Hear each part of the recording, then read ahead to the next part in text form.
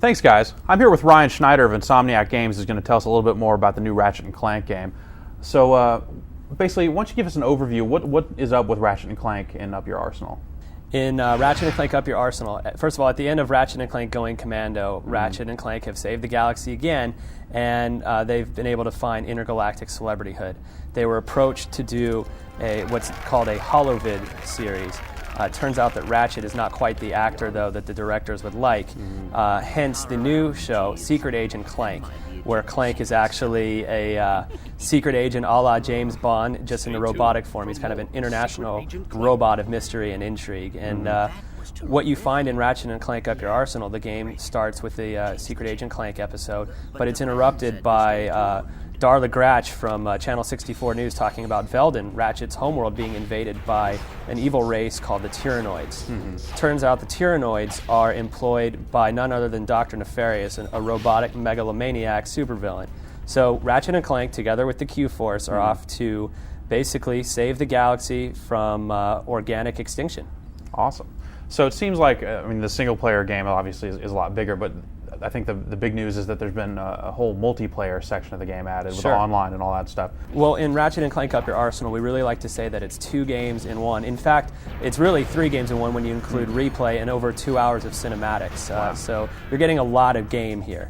But in the online mode, we actually have 10 distinct online maps, 3 modes within each: Capture the Flag, Deathmatch, and Siege. And within each of those, there's various things that you can set. So you can completely customize your gameplay experience. What's special about the online gameplay in Ratchet and Clank Up Your Arsenal is that the variety of gameplay modes in online.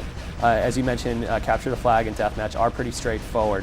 And Siege mode is a little more detailed, a little more strategic. So how many players can play at the same time online?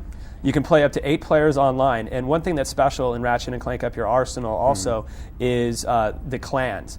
And you can actually, with clans, we're actually the first online game for PS2 where you can issue clan challenges. And up to 64 people can join a clan. So while 8 can play online, 4 can play offline split screen, 2 can play online split screen, and 64 can join a clan. So it's just a massive online experience. It should be a heck of a lot of fun. And there are going to be a lot of stat tracking and things like that you can keep track of, right? How many different categories will you be able to track? You can track everything from weapons used, nodes taken. Nodes are really important in the Siege mode from a strategy standpoint. They're respawn points, basically. You can track the kills to death ratio, and we're going to have a cheat, in fact, that you can track squats, so to speak. It's a taunt. Cool. So you'll have to figure that one out for yourself. How many times you've taunted someone, that sort of thing? That's pretty cool. Yeah. So it sounds like the multiplayer mode in the game is pretty big, but it's definitely not a slouch in single-player mode either, right? There's a whole big adventure and stuff to go through. Ratchet and Clank Up Your Arsenal is really the most ambitious game that Insomniac has ever been able to do. And we actually have 29 playable locations in single player, spread across 18 worlds.